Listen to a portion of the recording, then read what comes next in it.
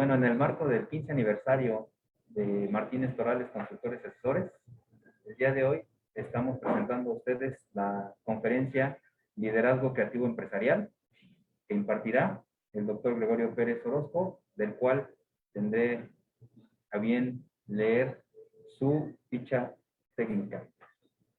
El doctor Gregorio Pérez Orozco tiene un postdoctorado de investigación transcompleja en CIDEAC, tiene un doctor honoris causa por la ODAE, doctor en Ciencias de la Educación, maestro en Docencia y Administración de la Educación Superior y licenciado en Contaduría.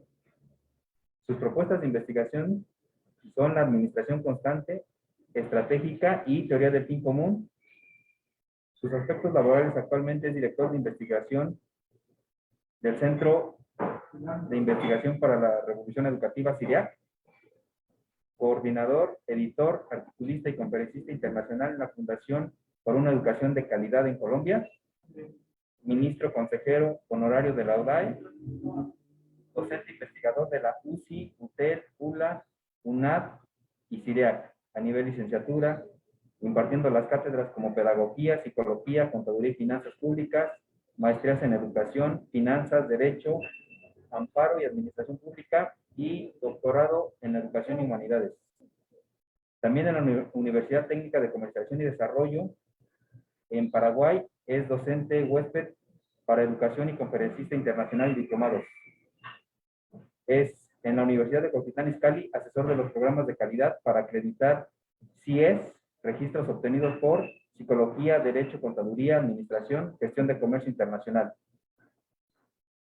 Sus puestos y funciones anteriores han sido vicerrector de Centro de Estudios Avanzados para las Américas, director académico, catedrático e investigador del Colegio de Estudios de Posgrado de la Ciudad de México, director de Control y Seguimiento de la Planeación Estratégica en la Dirección de Planeación Estratégica del SAT y vicepresidente de la ODAE. Pues bueno, con este gran currículum los dejo en manos del doctor Gregorio Pérez Orozco. Adelante, doctor. Muchas gracias. Muchas gracias, José Luis. ¿Qué tal? Muy buenas tardes. Pues es un gusto estar aquí en el aniversario de nuestro amigo Martínez Torales, sí, asociados. Y bueno, vamos a iniciar esta pequeña charla con parte de la situación que hoy acontece en la vida cotidiana de todo el mundo, derivado de la pandemia COVID-19, y en donde realmente parte de lo que nosotros hacemos es generar y propiciar parte de la asociación y relación que nosotros tenemos con el mundo a nivel internacional. Actualmente estamos impartiendo conferencias en lo que corresponde a doctorados en educación y en humanidades a nivel Latinoamérica, teniendo estudiantes en Estados Unidos, en Chile, en Bolivia, en Perú, lo que corresponde a Colombia, en China, así como también llegamos a Alemania. Es muy importante el liderazgo el día de hoy. ¿Por qué la importancia de ser un líder? Un líder, vamos a ver en este caso, lo que corresponde a algo muy importante, el liderazgo creativo. Una base que nos da el sustento en relación a lo que hace el CEO, que en este caso es de Walt Disney, en donde realmente su visión y creatividad llegó ya a consumarse para esta pandemia en Disney Plus o en la adquisición de Fox, que hoy es Star, y que realmente parte de lo que él ha hecho en los últimos 20 años estando al frente de Disney nos hace una relatoría de situaciones en las cuales converge todo lo que es su experiencia, ¿sí? Partiendo desde la creación de Disneylandia en sus diferentes parques internacionales, como es Estados Unidos, como es China, como es Francia, y cómo se desarrollan todas las actividades y qué es lo que él ha hecho como líder para crecer. Hoy prácticamente las redes sociales nos dan la conexión internacional para poder generar una propuesta y la consecución de hechos que nos da a Disney, una de las grandes corporaciones a nivel internacional, creativas y de un liderazgo excepcional. Bien, pues vamos a comenzar. Empezaremos diciendo que la importancia del liderazgo que nosotros tenemos es generar una propuesta de empatía. Y la empatía no es otra cosa que un acercamiento que nosotros tenemos con el segundo o el tercero o en la cuestión cultural y en la organización. De hecho, hay un artículo escrito por su servidor en 2007 donde hablamos de la gestión del factor humano. El factor humano que se genera en las organizaciones siempre nos permite vincularnos a través de grupos formales e informales en la organización. Todos realmente recordamos el primer día que asistimos al centro laboral, en donde llegamos a una organización solicitando un puesto laboral, y dentro del puesto laboral que nosotros tenemos, la parte de la formalidad que nos da recursos humanos nos da las garantías sociales, administrativas, jurídicas, legales, de sueldo en la propia organización. Y que desde ahí partimos para poder conformar un gran equipo de trabajo.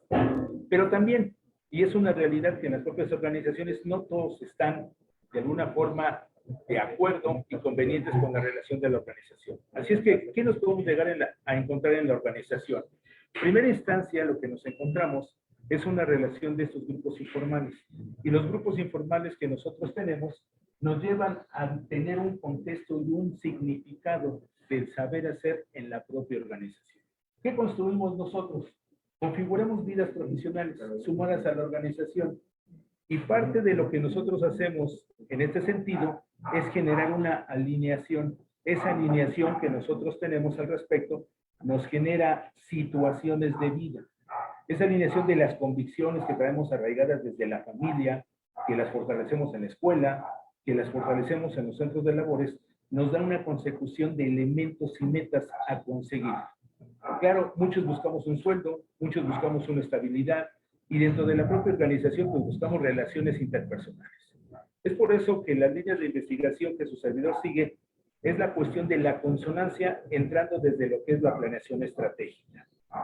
¿Qué es lo que nosotros buscamos en una planeación estratégica? Es una visión, una empatía, una actitud y una convicción centrada. Lo primero que nos dice, ¿sí?, el CEO de Disney es que la visión que nosotros tenemos es a dónde queremos llegar. Realmente el hecho de que nosotros fomentemos una relación y la podamos realmente trabajar con todo el personal, desde la alta dirección hasta nivel operativo o sustantivo, nos hace consolidar realmente el valor de la propia organización. La empatía no es otra cosa que entender y que buscar la relación y la interacción con los demás. Y para eso utilizamos una metodología muy simple. Generamos primero un proceso de interacción, y en ese proceso de interacción que nosotros creamos, se vincula un diálogo. En ese diálogo es el intercambio del nombre, de la dirección, del posicionamiento, de qué es lo que deseamos, qué participamos, y entonces buscamos la atención. La atención de los participantes, la atención de los trabajadores, nos hace saber que ellos saben lo que nosotros buscamos y lo que nosotros tenemos al respecto. La actitud en la cuestión psicológica nos lleva a contar con tres esferas. Tres esferas en la parte psicológica que nos dan un yo creo. ¿Quién no ha dicho en la vida yo creo en algo?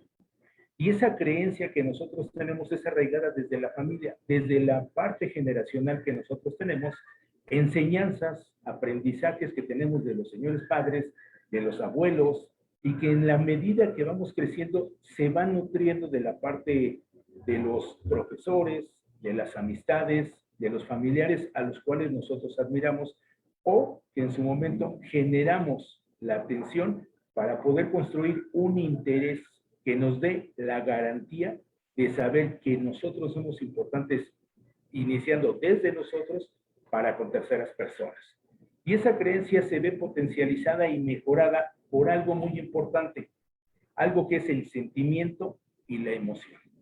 Muchos en la vida tenemos hitos, y los hitos son tal vez un gran alimento. Me gusta el mole, me gusta la barbacoa, me gusta algo que en su momento destacó en mi vida. Por eso me acuerdo tal vez, a veces decimos del primer beso, de la primera novia, de mi primer hijo, mi primera casa, mi primer automóvil, porque lo llenamos de alegría.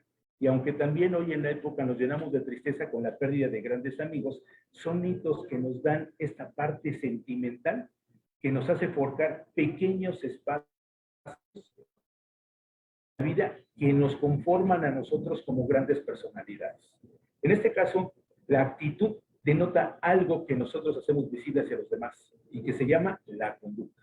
La conducta no es otra cosa que la manifestación expresa del creo y del sentimiento que tenemos en esas pequeñas fracciones de vida. Que si hoy en la mañana desayunamos algo sensacional, estamos tristes, alegres, enojados, enfadados, nos recordamos de esa situación y de ese hecho que nos permite a nosotros vincular una actitud con la seria convicción que nosotros tenemos. ¿Cuáles son las convicciones? Las convicciones no es otra cosa que lo personal. Lo personal que fue sustentado y fundamentado por los padres de familia, por aquellas personas cercanas que admiramos, que nosotros nos damos una pequeña parte y una instancia para poder convivir. Esa situación de convivencia nos da una categorización de saber que cuando entramos a una organización y esa organización nos manifiesta los valores, que son los institucionales, tendríamos que alinear lo que corresponde a lo que yo pienso con lo que es mi organización. Y en esa situación de tratar de comprender a la organización, hay una lucha interna. Una lucha que nos permite saber que si la honestidad de la organización va empatada con nuestra honestidad, que si la responsabilidad de la entrega de trabajos es compatible con la responsabilidad que siempre hemos tenido y manifestado. Es por ello que lo que nosotros buscamos, ¿sí?, es tener una convicción alineada al valor de la organización, ¿sí?, una actitud que nos lleve a nosotros destacar la intención y la productividad en la organización, y una empatía en donde tratamos de entender y de comprender a los sujetos que nos den a nosotros un valor dentro de la misma organización a través de una pirámide que se llama, ¿sí?, en este caso, reconocimiento, filiación y, ¿por qué no?, en este caso, una sensación de estabilidad y seguridad. Y esto parte siempre de contar con una visión que nos permite a nosotros construir una propuesta de logro. Nosotros construimos un liderazgo. Y saber qué es el liderazgo, en este caso aquí está Robert Iger, que es el CEO de Disney, que escribe el libro, ¿sí?, Liderazgo Creativo. Y liderazgo creativo no es otra cosa que crearlo en la misma vida que nosotros vamos teniendo. El propio libro destaca la vida de Iger en sus diferentes presentaciones, en sus diferentes formas de trabajo, y cómo siendo el segundo esperándose 20 años en Disney, llegó a ser, hoy es actualmente el CEO. Y entonces es saber qué es lo que necesitamos. La necesidad que nosotros tenemos está relacionada con el deseo. Y esa necesidad y deseo es la que nos empuja y nos hace caminar dentro de la organización. En palabras puede ser muy sencillo, pero en la organización tener una cuestión y un fomento de convencimiento hacia los sujetos nos hace cristalizar realmente el saber que la pertinencia del conocimiento, del trabajo que desarrollamos, de las actividades y sensaciones que tenemos, nos dan esos hitos en la vida que nos permiten crecer o decrecer en la organización. Estar de acuerdo y no estar de acuerdo. Y vamos a tener siempre trabajadores en la propia organización que están de acuerdo con un sueldo, pero a lo mejor no están satisfechos con las actividades. Que el crecimiento tiene que ser fecundado y germinado desde que entra en la organización, sabiendo de trasladar esto. Es por ello la importancia de la planeación. ¿Qué hacemos? Ahí sí le vamos a la siguiente. ¿Qué hacemos cuando nosotros buscamos algo que es una gran organización? Buscamos una cuestión muy empresarial en la gobernanza, que no es otra cosa que la alta dirección o la dirección que nosotros tenemos manifiesta en la misma empresa. Buscamos siempre responsabilidad que debe tener el sector empresarial en torno a los factores morales y éticos. La moral y la ética nos dan a nosotros una base valoral y de convicciones que nos da a nosotros la necesidad de poder cumplir una gobernanza educativa en donde la educación sigue siempre siendo algo muy fomentado.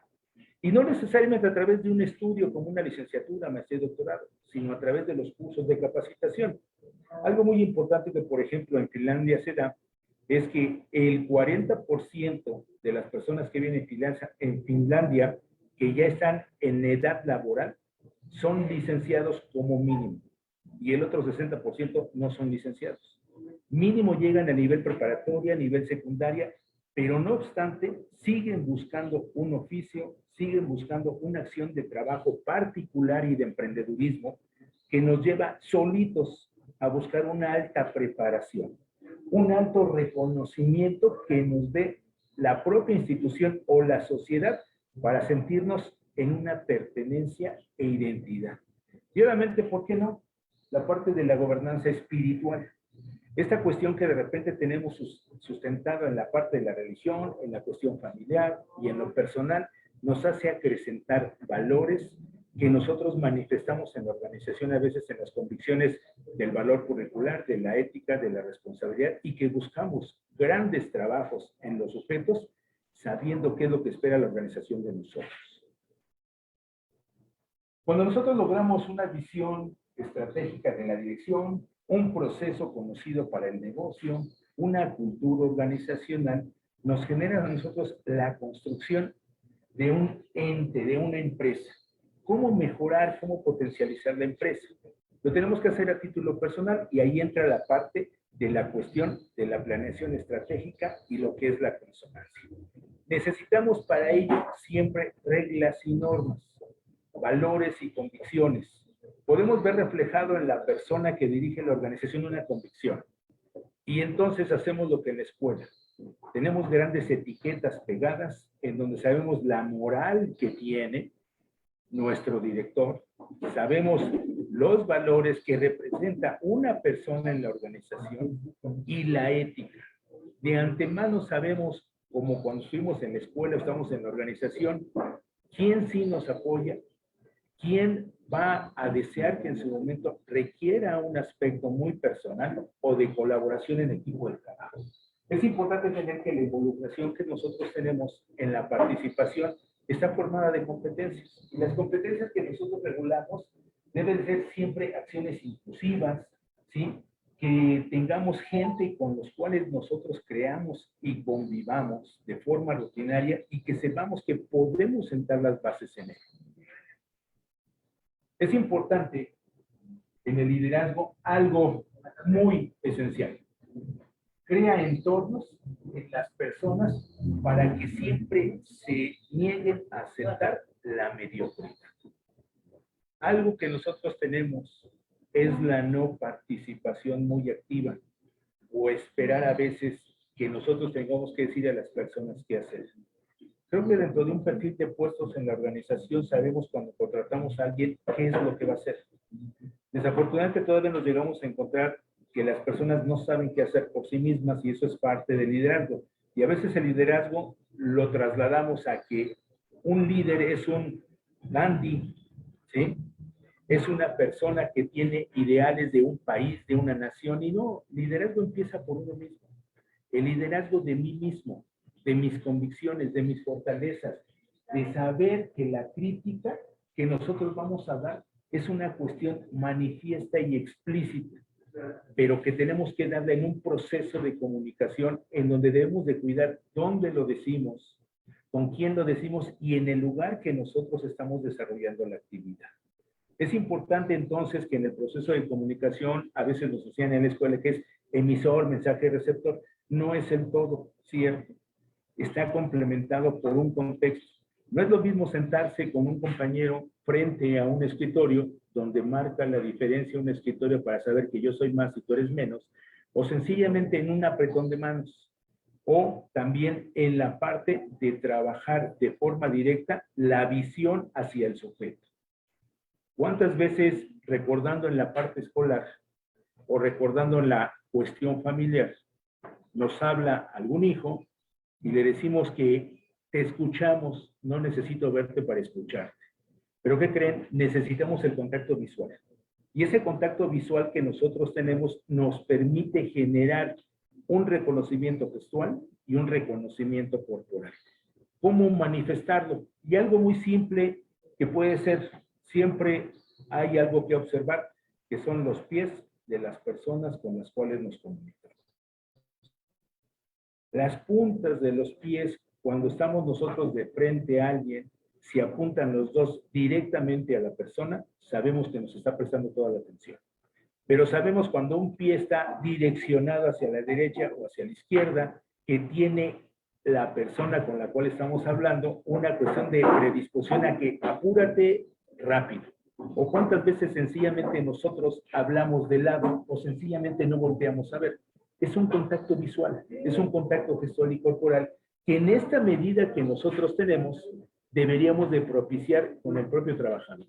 El trabajador nos debe de tener un valor de responsabilidad, un compromiso con el tiempo, y no nada más por lo que tenga que cumplir de un horario, sino por la actividad que debe de tener y que nos debe de generar una determinada productividad. Debemos asumir que la responsabilidad nos conlleva también a reconocer que tenemos errores. Y esos errores, reconocerlos dista mucho, ¿eh? A veces nos podemos equivocar y yo no me equivoco. Tú me diste mal la instrucción. Cuando nosotros generamos ese proceso de comunicación y la claridad en el diálogo, nos permitirá a nosotros construir un canal de comunicación que nos lleve a entender el valor de la responsabilidad y crear con la simple escucha un clima organizacional.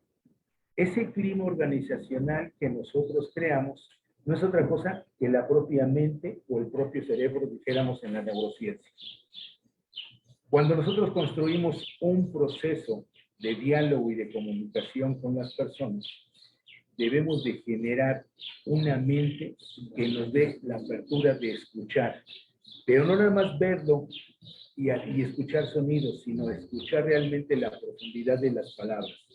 Es algo que lo hacemos de manera espontánea, que lo hacemos de manera consciente, y obviamente esa inconsciencia que vamos generando en el transcurso de la vida, cuando nos comunicamos con un padre, cuando nos comunicamos con un jefe o con un compañero, nos da la característica de saber que realmente nos escucha. ¿Cuántas veces podemos escuchar? A veces no. Queremos interactuar. Y en ese interactuar, el proceso de pensamiento que nosotros tenemos nos da, según de acuerdo a la neurociencia, 7 segundos para poder tener un proceso de reflexión. Medido en un aparato electrónico, ¿sí?, midiendo la capacidad de respuesta del cerebro, si nosotros le preguntamos a una persona, ¿sí?, el cerebro se ilumina y 7 segundos antes podemos saber la respuesta. Podemos adivinar cuál es el pensamiento. Qué bueno fuera que lo tuviéramos en la vida cotidiana, situación que no se da. Pero el contacto visual que nosotros tenemos en el movimiento ocular nos da una situación de poder leer la parte gestual. Si nosotros miramos de frente, estamos hablando tal vez de seguridad. Si nosotros hablamos mirando hacia arriba, estamos pensando qué decir. Tal vez si miramos hacia abajo, estamos mintiendo. Si miramos a la izquierda o a la derecha, nos está dando una sensación de exasperación o de apúrate porque tengo prisa. Es importante generar dentro del clima en la comunicación no verbal algo muy importante: comunicación.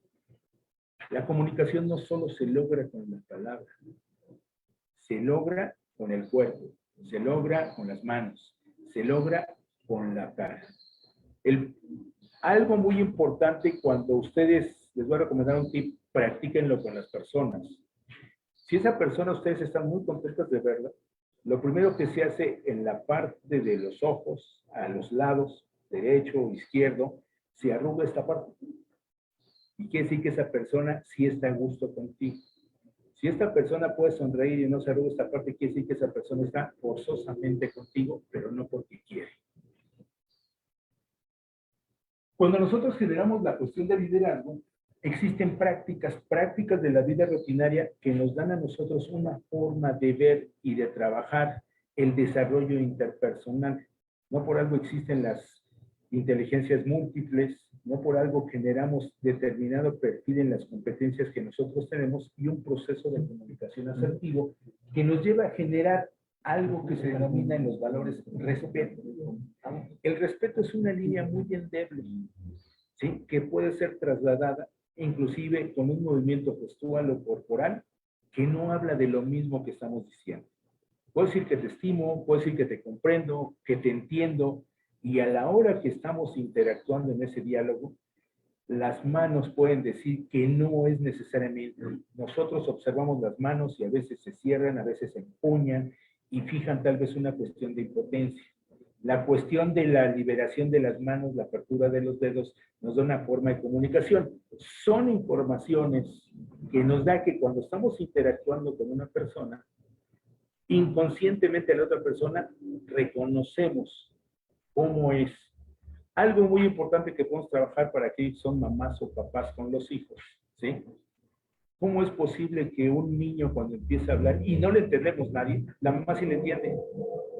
No le habla con voz, no le habla con palabras, pero le habla con mensajes corporales o gestuales. No por algo cuando un niño dice una palabra altisonante y todos nos empezamos a reír, él lo primero que piensa es que es bueno lo que está diciendo. Lo festejan, entonces, ¿qué va a pasar? Lo va a volver a repetir. Lo mismo pasa con un trabajador. Si nosotros festejamos o le damos pauta a que una actitud que en su momento puede ser deficitaria y no llamamos la atención de forma oportuna, puede ser una situación recurrente. ¿Qué hablamos para trabajar en equipo? Porque es algo que es muy importante actualmente.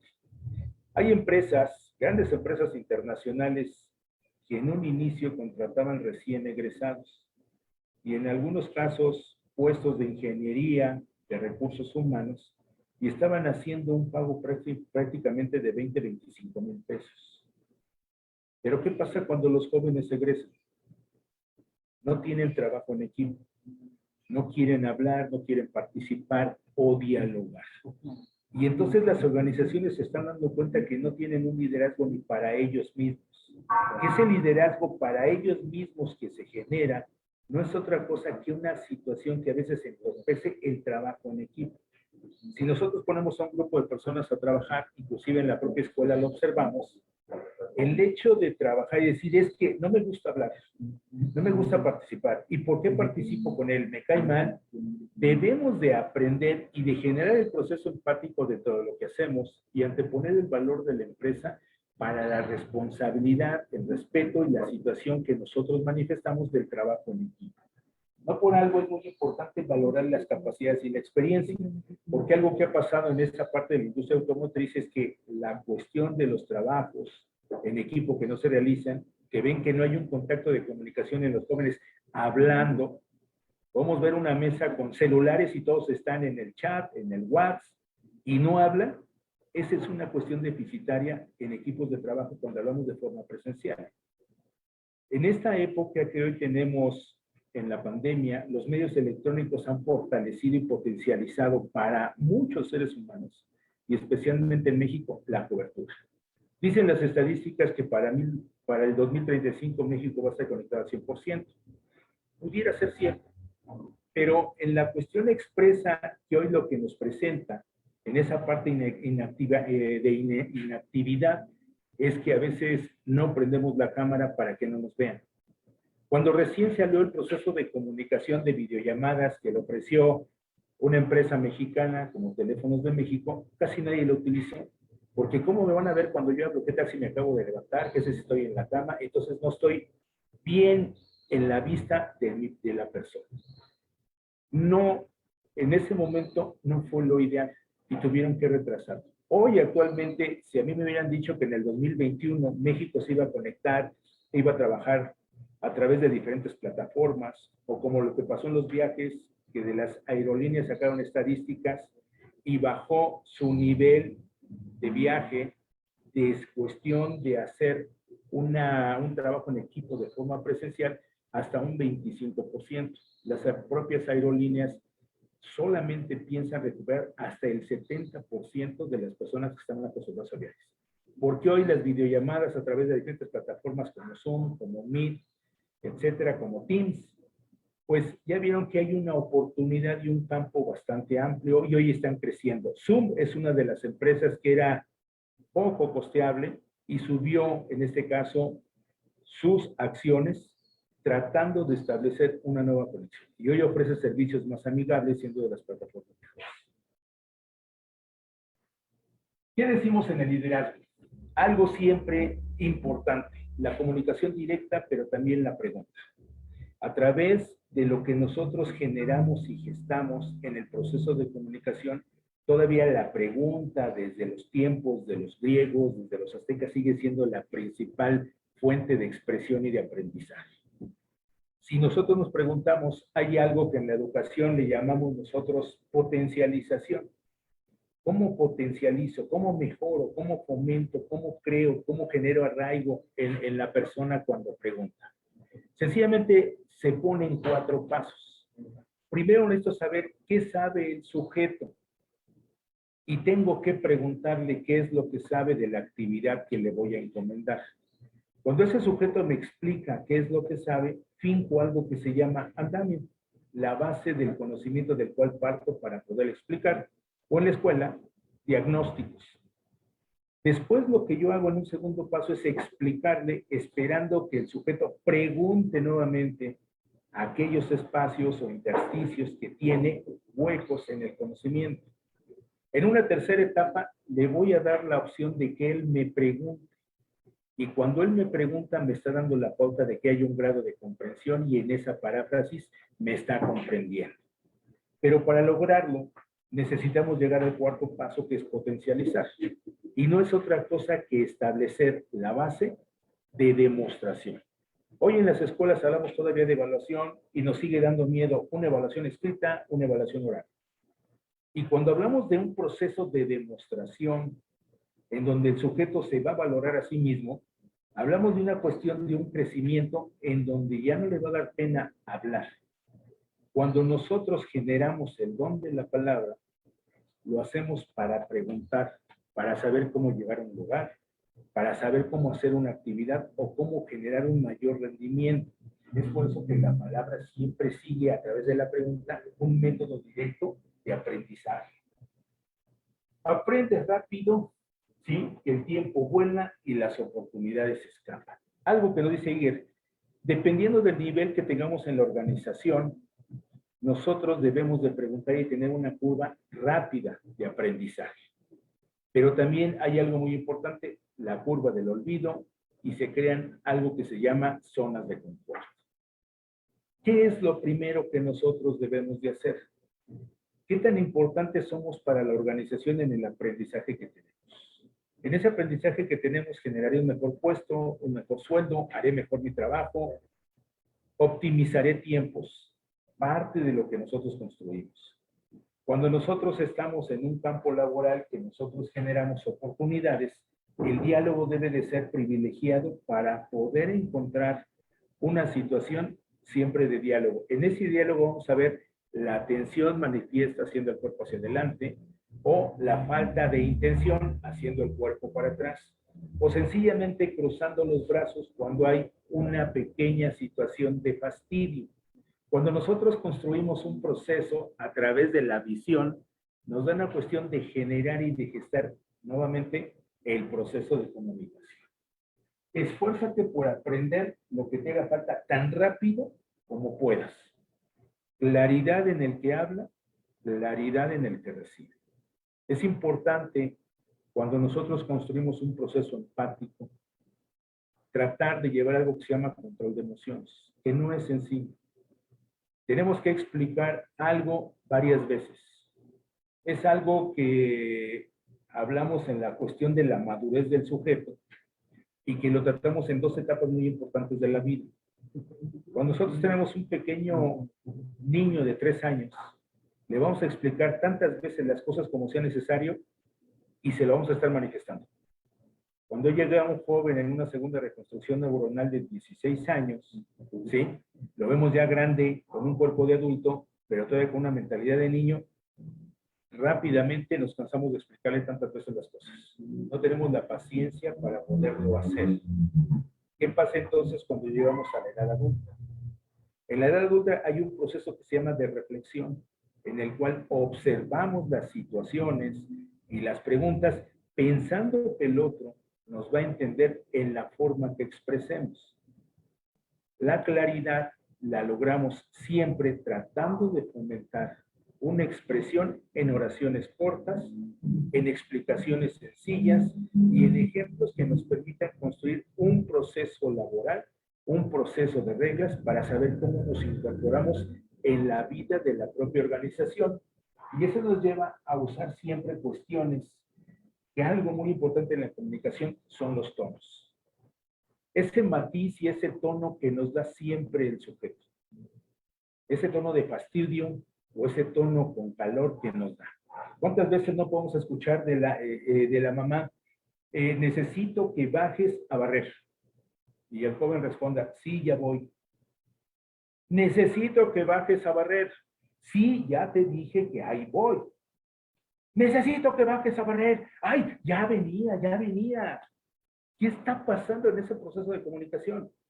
Utilizamos algo que se llama, mucho lo utilizamos, el hito. Es una teoría de la psicología de Lacan que nos habla del diminutivo disminuir. En un momentito, ay, esta mujer, este hombre está feíto, está gordito, y se lo decimos con cariño. No se lo decimos de una forma directa porque se vaya a ofender, entonces queremos disminuir las cosas para tener un proceso de comunicación más asertivo. No obstante, si lo sobreutilizamos, entonces llega a causar un proceso de interferencia en el proceso de comunicación. ¿Qué hacemos cuando construimos liderazgo? Algo que siempre se nos da, tener excusas, pero elegí no esconderme detrás de ellas.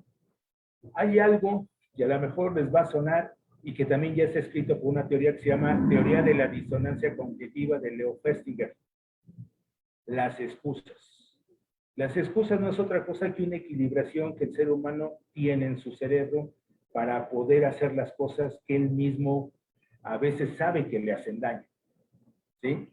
Leo Festinger era un gran fumador y su primera hipótesis que él propuso es fumar produce cáncer. Y hoy nos vende la Secretaría de Salud que fumar produce cáncer. La pregunta es que si yo le pregunto a un fumador, ¿por qué fumas? ¿Por qué me gusta? ¿Por qué tengo el dinero? ¿Por qué quiero? ¿Porque así soy yo? Y al dar esa respuesta, lo que estoy haciendo es aceptándome como fumador. Y son pensamientos en el mismo sentido. ¿Qué pasa entonces cuando en una empresa nosotros le decimos que si está a gusto o no está a gusto dentro de la organización, él busca una excusa? Bueno, es que estoy aquí porque el sueldo es muy bueno, aunque no me guste. O me gusta lo que hago, aunque el sueldo no sea muy bueno. Esa disonancia cognitiva que tengo en mi cabeza me hace ajustarme a una realidad y entonces dar respuesta a lo que yo creo que es correcto. Pero entonces estoy generando excusas. Oye, hay que hacer una llamada, hablarle al proveedor, hablarle al cliente, y de repente sube, ¿qué cree que no lo encontré, no le pude hablar, no pude haber hecho esto? ¿Excusas realmente o situaciones reales? Eso solamente el trabajador lo sabe. Tenía un jefe que tenía un letrero en su puerta que decía, si vas a hacer algo, hazlo y no me vengas a dar excusas. Entonces, cuando él daba una instrucción, la tenían que hacer y era mejor tardarse un poquito más y llevar el resultado a llegar y decirle, ¿qué crees? No pude. Oye, es que realmente el tiempo, hice otras actividades. Esto nos lleva precisamente a administrar situaciones de fracaso, de esfuerzo, de innovación o de equivocaciones por la simple cuestión que es la disonancia o la consonancia. Y no hablamos prácticamente de lo que es la coherencia y la congruencia, que la congruencia es hablar y hacer lo que uno dice. Tratamos de buscar que los pensamientos en la misma cabeza sean en el mismo sentido y que busquemos nosotros algo que mejore la propia organización. No tenía recursos, pero aprendí a ahorrar y administrar lo poco que tenía. Intento hacer lo posible algo grande. Buscamos siempre el proceso de administración. Hoy siempre estamos en procesos de administración y crecimiento y buscando situaciones. Hoy lo que yo tengo es un control ya un poquito mejor de los gastos, de los ingresos, y vamos tratando de equilibrar, de manejar el esfuerzo que nos permite a nosotros que con lo que gano, lo que yo solicité en mi trabajo, pueda yo resarcir mis situaciones económicas, de actividades profesionales, de diversión. No obstante, si nosotros estamos en una organización y pedimos el gasto de algo, la inversión de algo, nos piden un porqué, un justificante, una factura, una póliza, algo, la mejor cotización. Y en la casa, cuando empezamos, ¿por qué no lo hacemos? Porque es mi dinero, yo respondo por lo mío, y entonces yo puedo gastar lo que quiera y yo puedo hacer lo que necesite. Pero si nos pusiéramos ese control, como a veces muchos necesitamos ponernos ese control de manera rutinaria, poco a poco lo empezamos a lograr y poco a poco empezamos a generar una situación diferente en el proceso de comunicación. La alteración de las finanzas personales siempre nos motiva a generar situaciones extraordinarias, positivas o negativas. Y luego el siguiente punto, busca oportunidades no anteponiendo la ambición. Las oportunidades son como los amaneceres. Si uno espera demasiado, se los pierde. Algo leyendo un libro hoy de Robin Sharma, ¿sí? El Club de las 5 de la mañana, su servidor está practicando varias cosas de lo que dice Robin Sharma. Nos dice que es levantarse a las 5 de la mañana.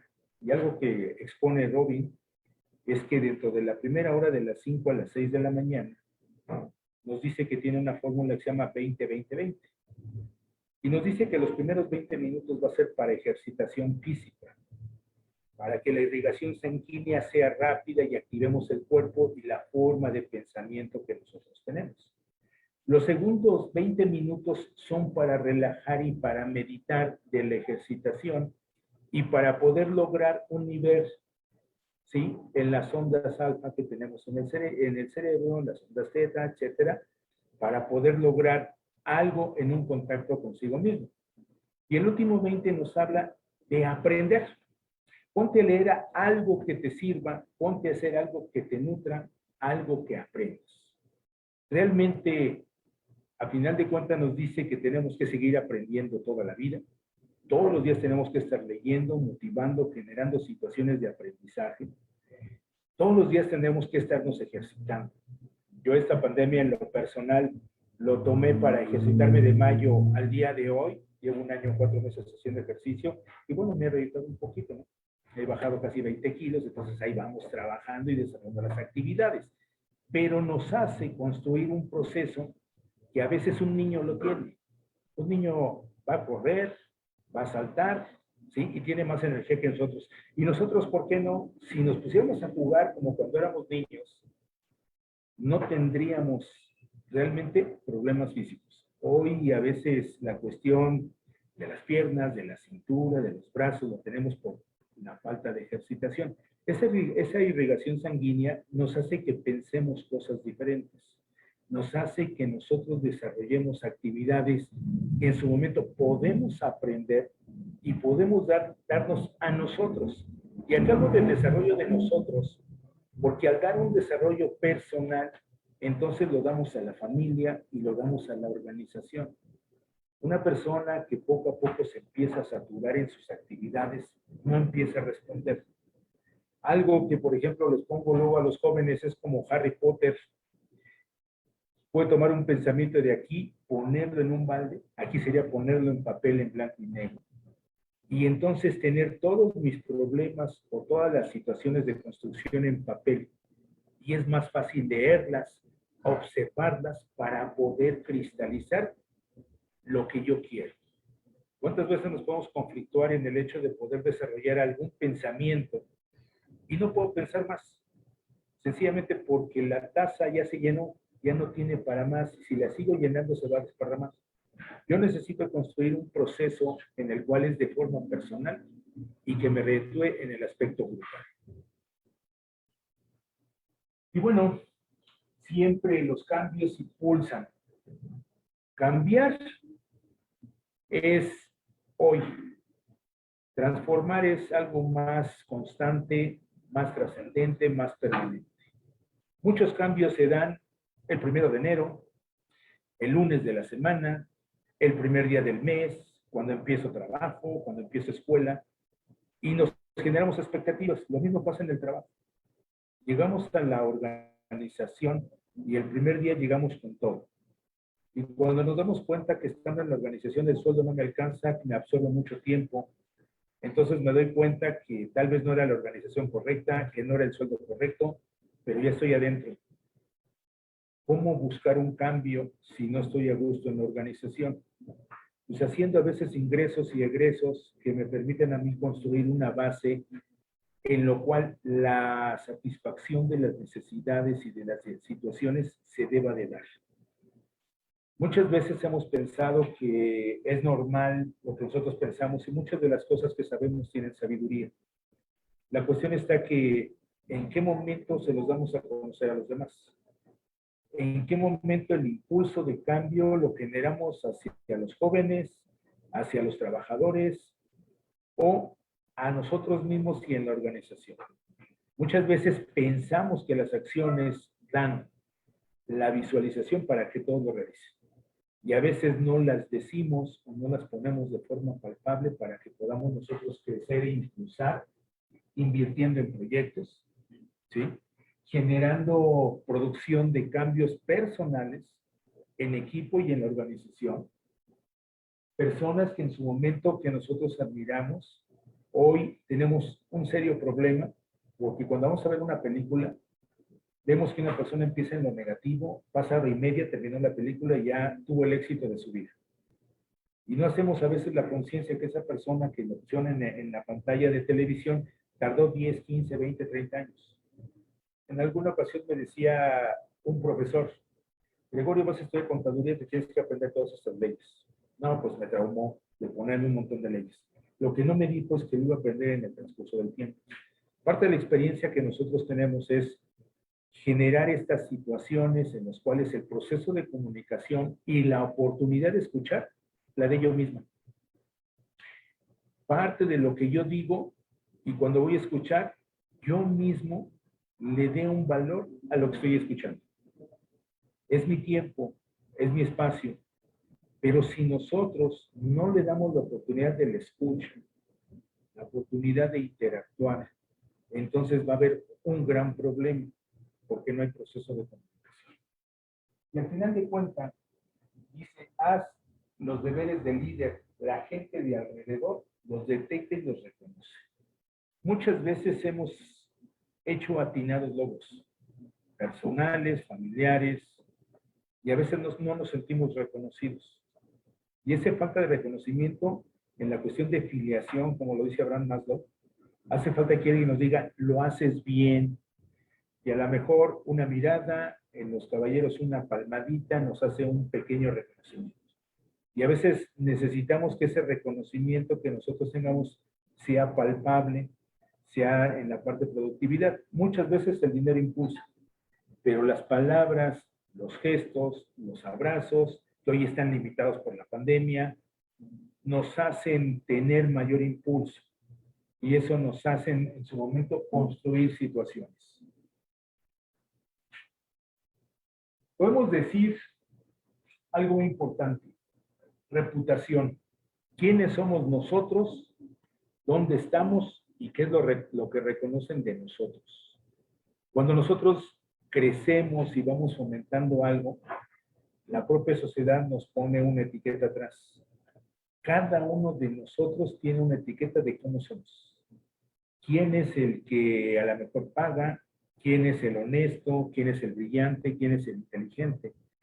Y cuando nos dicen algo que no es compatible con esa etiqueta, entonces tendemos a no saber qué decir. Hay algo que estamos muy acostumbrados en esta sociedad. Esta sociedad siempre nos impulsa y es una respuesta rápida y agresiva en torno a palabras negativas. Si nosotros escuchamos que en la calle nos dicen hijo tal por cual, nosotros contestamos de manera inmediata y rápida, hijo tal por cual. Y si les dijeran, oye, qué guapo te ves, hay muchas gracias y no sabemos ni qué contestar, o tardamos en contestar. Oye, qué brillante eres. Ah, pues a la orden, aquí estoy, y no regresamos el cumplido. Pero si decimos a alguien, es que tú eres un tonto, tú también eres un tonto.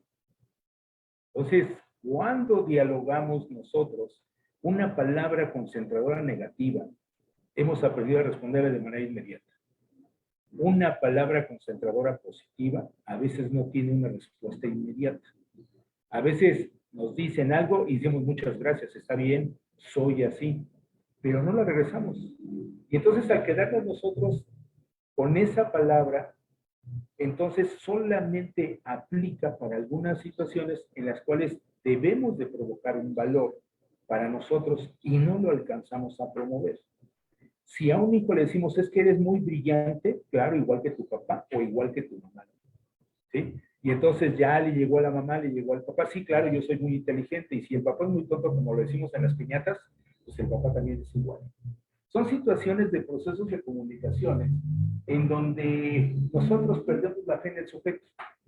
La fe en su momento nos permite a nosotros tener una confianza, algo que nos dé cierto optimismo una esperanza de que las cosas pueden cambiar.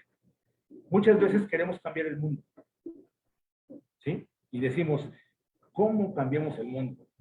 Empecemos cambiándolo por nosotros. Nosotros somos los que, si en su momento cambiamos y generamos un proceso, es manifiesto y visible ante los demás. Pero a veces dices, andas de candil de la calle y oscuridad de tu casa. Si andas haciendo mucho por las personas y por tu casa, ¿cuándo? Andas haciendo mucho por la familia y para ti, ¿cuándo? Esta situación nos lleva precisamente a que dice, lo único constante en la vida es el cambio y no permanecer estable. La dinámica nos hace cambiar. No tengas miedo a los cambios. Cosas buenas se dan para que mejores puedan venir. Creo que muchos hemos estado en cuestiones de despidos de trabajo. A mí hasta el día de mi cumpleaños me han despedido. Y luego me dicen de recursos humanos, ay, es tu cumpleaños, pues mejor mañana seguimos. ¿No? Termina el proceso de una vez. Ya despídeme el día de hoy. ¿Cuál es el problema? ¿Sí? Y entonces viene la cuestión de la tristeza, la cuestión de la frustración, porque sentimos que no nos reconocen. Y entonces, algo que tenemos tan abierto de decir que el trabajo es fácil de buscar, cuando estamos desempleados, el trabajo es difícil de encontrar, aunque haya muchas empresas. Lo mismo pasa en el aspecto laboral y de trabajo cuando conformamos equipos en las organizaciones. Si los equipos no nos reconocen o reconocen una mala calidad en nosotros, el mismo equipo nos los hace ver. Y a veces lo que hacemos es que lo aceptamos. Es fácil decirle a alguien que no sabe y el otro sí, yo no sé. Y entonces ya no le pedimos nada. Y en la empresa lo que se da que al que sabe mucho, entonces empieza a sobreexplotar. ¿Por qué? Porque es el que sabe. Y aquel no es que se no sabe, es muy tontito. Entonces, ¿para qué lo tienes? Son situaciones que se dan cuando las gentes no piensan en el cambio y no piensan por uno. Las etiquetas que nos colocan en esa manifestación expresa por las personas o por los equipos, las compramos. Las creencias que nosotros tenemos nos dan una consideración a veces de no entender. Y bueno, liderazgo también es transmitir prioridades. Un líder transmite prioridades, un líder nos dice en forma clara y reiterada qué es lo que queremos, pero no nada más se lo diga a la alta dirección, sino se lo diga a la totalidad de los trabajadores. Una cuestión que se llama proceso de consonancia estratégica nos dice que en las organizaciones tenemos un proceso administrativo. Proceso administrativo en México, 1967, Reyes Ponce, en el 73, Fernández Arena, proponen el proceso administrativo para México, 1,7 y 1,3 opciones. Y después en los 80 viene el famoso desarrollo organizacional. Y viene una desvinculación entre la empresa y la organización. No obstante, a partir del 2009, la Universidad de Harvard crea un curso que cobra $10,000 y que lo pone en un libro que se llama El Estratega, en donde dice que alcanzan a reconocer que la organización está viva y que el ser humano es lo más importante. Y creo que hoy ya todos lo sabemos, que el ser humano es el que le da vida a la organización. No son las paredes, no son los procesos, sino las personas. Y entonces cuando trabajamos con las personas, a veces a las personas no les transmitimos el conocimiento o el saber o la competencia. La parte de la planeación, si bien es cierto, es dada por la alta dirección y la siguiente etapa es la organización, que es la parte de capacitación. Yo introduzco una parte intermedia que tiene 4 etapas y que se llama consonancia. Esta cuestión de consonancia nos dice, en la primera, conoce la filosofía de tu personal uno por uno y conoce la filosofía o da a conocer la filosofía de la organización. ¿Qué es lo que cree tu sujeto y qué es lo que cree dentro de la organización? Haz que lo reconozca, pero dáselo a conocer por medios impresos, por medios visuales, para que el sujeto sepa qué es lo que piensa la organización de él y qué sabe la organización del sujeto. En la segunda etapa, hoy actualmente con la neurociencia a partir del 2002 y hoy más en 2019-2020, nos dicen que hay algo que se llama proceso sináptico en el cerebro y que a veces aprendemos por unas neuronas que se llaman neuronas espejo, que no es otra cosa que un aprendizaje por imitación. Si él o tu compañero lo empieza a hacer, cópiale y vas a hacer lo mismo. Y entonces estás aprendiendo por imitación, que son uso de neuronas espejo. El reconocer quiénes somos como sujetos biológicamente, en las limitantes, desde la cuestión física, la cuestión de la preparación mental, nos hace saber que tenemos un cerebro que funciona, que piensa y que está en capacidad de aprender. Si nosotros leemos todos los días y aprendemos, no nada más de la escuela formal, sino de la informal, nos va a dar una base de conocimiento. Y no les digo que escuchen o vean las noticias, sino que vean o que busquen un texto que sea para satisfacción de las necesidades propias de quiénes son ustedes y de qué organización tienen. Y esto nos lleve a que la filosofía, más lo que yo sé de mí como sujeto, de cómo hablar, de cómo gesticular, de cómo mover corporalmente, me pueda dar una respuesta. Es conocerse neuronalmente. En la neurociencia nos dicen que cuando logramos un espacio como este, cada 15 minutos tenemos que estar cambiando el vocabulario, porque somos adultos. Pero en un niño de preescolar, ¿sí? Cada 3 minutos tenemos que estar cambiando la dinámica. En un niño de 8 o 10 años es cada 5, cada 7 minutos, por eso se desconectan tan fácilmente o por eso se pierden rápidamente en el aprendizaje. Pero en un adulto, cada 45 minutos el cerebro se desconecta. Y esto es en automático, no es que digan, lo voy a hacer o no lo voy a hacer. El cerebro se desconecta. ¿Y qué es desconectarse? Me pongo a ver mi celular, me pongo a cerrar los ojos, pienso en otra cosa y regreso al tema en lo que estoy. Cada 45 minutos. ¿Cuántas veces lo vamos a hacer en 8 horas?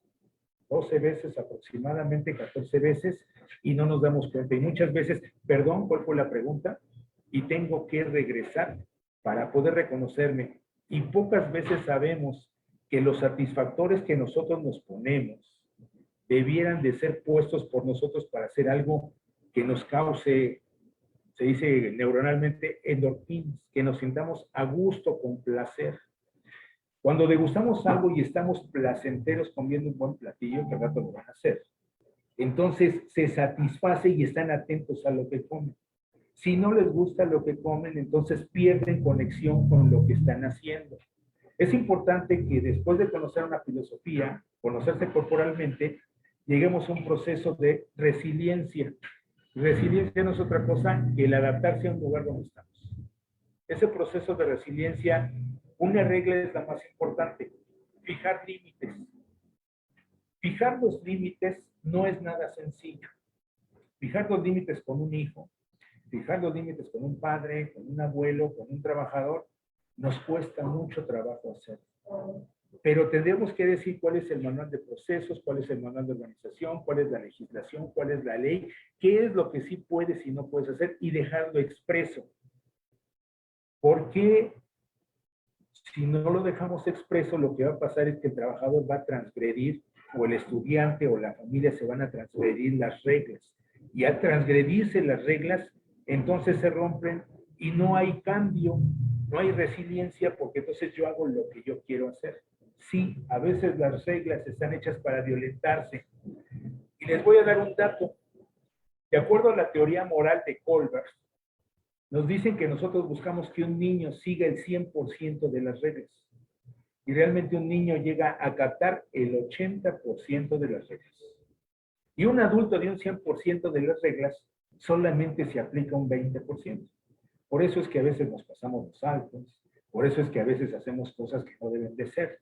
Pero siempre tenemos la cuestión de decir, bueno, es que estoy observando y pensando que no daña a nadie, aunque a veces lo hacemos. Y la última etapa de esta situación es reconocer que estamos expensos a un cambio. Si nosotros en la dirección ya nos dieron las directrices, si nosotros ya sabemos que tenemos que hacer un proceso filosófico de comprensión, nos lleva a reflexionar. Un proceso corporal de neurociencia nos ayuda a saber quiénes somos nosotros físicamente, fisiológicamente. Todos aquí creo que saben a quién le duele la rodilla, a quién le duele la cintura, cada cuando le duele la cabeza, ¿por qué le duele? Algún reflejo tiene en la cuestión psicológica, nos dicen. Si te duele la garganta cuando estás hablando es que no has dicho algo que quieras decir. Si te duelen los pies es que tu base está endeble. Si te duele la cintura es que algo en el proceso de cambio no estás haciendo. Esto nos lleva precisamente a construir las reglas que podemos tener. Yo puedo imaginarme que me sumo a la mesa y salto, pero realmente de aquí, ¿quién puede subirse a la mesa y saltar? Pues yo no dudo que el niño agarre, suba a la mesa y salte y no le va a pasar nada. Pero si lo hacemos cualquiera de los que ya somos grandes, no, espérate, me va a doler la cintura, me van a doler los pies, me van a doler los brazos. No somos conscientes de los límites que tenemos, ¿sí? Es saber qué medida de respuesta podemos tener para brindar un objetivo y una meta. Y ahí cuando empezamos a reconocer el cambio se da. Y no es reconocer que estamos viejos, no es reconocer que ya no podemos, es saber que el tiempo va pasando y que las limitantes físicas, fisiológicas, psicológicas, económicas pueden darse, pero no son limitantes. Los límites los pone la cabeza. Si ustedes ven a una persona grande en un gimnasio levantando pesas, no lo creen. Yo he visto gente de 65 años jalando de 100 a 120 kilos. Y yo que soy más chavo, apenas estoy jalando 60 y dices, ¿y cómo? Entonces, no es limitante de edad. McDonald's, el emprendedor de McDonald's, empezó el imperio a los 53 años. ¿Sí? Nelson Mandela lo que tuvo que pasar para llegar a ser presidente de Sudáfrica. ¿Sí? Se me olvida el nombre del actor oscuro que ya le hecho de Dios, de presidente. Morgan Freeman. Su carrera de Morgan Freeman empezó a los 55 años. ¿Esto qué quiere decir? Que estamos en plenitud de la edad para empezar nuevamente. No estamos acabados, no estamos fuera del lugar. La cuestión es que hay que mantener para poder salir adelante. Tratemos el futuro y no el pasado. Lo que pasó ya pasó, ya. Lo que ya hicimos mal ya lo hicimos. Ahora hay que ver lo que hacemos hacia adelante. Y bueno, en estas ya empezamos a cerrar. Hablamos que el líder personifica a una empresa, hoy a una familia, sus valores. Hablamos de problemas y los tendríamos que desgranar. Hablamos de valores y de negociaciones para tener claridad. Buscamos nosotros con este aspecto, en esta última lámina, dedicar a hacer algo, pero que sea genial. Yo estoy construyendo algo que en su momento se me retrasó, y que por problemas de muchas cosas no las he podido hacer. Y la pandemia me hizo ver un área de oportunidad y tratando de crecer y tratando de buscar, siempre va a haber cuestiones como en las podas del exterior que nos van a limitar. Va a haber cuestiones en el interior que no teníamos contempladas como la enfermedad. Pero también vamos a tener grandes oportunidades porque somos personas que pensamos, que tenemos dos manos y que se vale tirarse al piso y decir, oh, no la hice, soy un fracasado. Hazlo, 5 minutos, tírate y quiébrate. Si no quieres que nadie te vea, hazlo solo. Y después, perdón, levántate. Hemos visto en las cuestiones de estos paralímpicos que los paralímpicos mexicanos ganaron más preseas de oro que los que dicen que están bien con sus cuatro extremidades, con una gran preparación. ¿Cómo es posible que a veces las personas con una limitada capacidad física logren algo mejor? Y cómo a veces nosotros nos limitamos. Quitarse de la cabeza la limitación del creo, de la conducta y generar con sentimiento las cosas nos hace hacer un vínculo de crecimiento personal. El cambio lo hacemos de forma personal. No cambiemos el mundo, cambiemos nosotros. En el cambio que nosotros hagamos, buscaremos al líder de nosotros para nosotros. Un líder no es el que arrastra masas, es el que sabe qué es lo que está haciendo. ¿Sí? Establece prioridades. Hoy yo me compré un pizarrón y vamos poniendo las prioridades diarias. Dice Robin Sharma que haciendo un cambio en un día generamos al mes un 30% de cambios en nosotros. pero siempre y cuando hagamos un proceso integral, físico, espiritual, y que en su momento nos lleve también la cuestión de la planeación. Por eso son importantes, en este caso, las directrices de la organización, el conocerlas, el saberlas pasar, el generar una potencialización de los trabajadores, pero empezando por nosotros. Generar, dice, agendar prioridades y cada que se pueda refrescar la agenda de forma diaria. Y entonces lo que este hombre hace a un cuarto aburrido es genial. Qué ganas de hacer algo así ahora. Nosotros le ponemos la característica a lo que hacemos. Nosotros limitamos el pensamiento que tenemos. Nosotros mejoramos o empeoramos lo que tenemos. Hagamos, yo les decía a muchos, ahora que en unas materias doy estadística, a un niño le puedo decir siempre que las matemáticas son sencillas y siempre se los he enseñado muy sencillo. ¿Sabes sumar, restar, multiplicar, dividir? Sí, ya lo hicimos. Vas a aprender. ¿Y cuántos adultos le dicen a un niño, no, a mí ni me preguntes, yo estoy negado para eso? Y somos los papás diciéndole al hijo que no podemos. ¿Sí? Oye, hijo, y no vas porque no quiera. Entonces estás limitando que tú tienes un poder y que así lo va a poder manifestar. ¿Cuántas veces en la organización nosotros no buscamos esa integración grupal que nos permite, ¿sí?, cómo ejercer el poder? El poder es la cuestión de la palabra y la cuestión de la palabra está en la parte de la planeación, en lo que nosotros tenemos como pensamiento, iniciando de nosotros hacia los demás. Muchas veces la vejez nos da sabiduría, pero en la juventud también la adquirimos. Y muchas de las situaciones, lo que nos hace falta es tener alguien a mi lado o alguien al lado que nos escuche, que nos auxilie, que nos motiva y que nos diga, tú puedes. ¿Sí? Esto es prácticamente la cuestión para darle las gracias también aquí al doctor José Luis por esta plática. Muchas gracias por escuchar. Muy amables.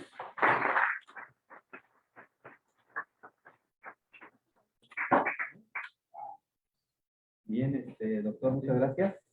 Gracias a todos por acompañarnos. Esperemos que esta plática del doctor Gregorio sea pues de utilidad en nuestras vidas y también de manera profesional lo podamos emplear. ¿Sí? Muchas gracias a todos por su asistencia, doctor. Te doy un pequeño reconocimiento. ¿Te damos? Pequeño reconocimiento. ¿Vale? No, gracias. Muchas gracias.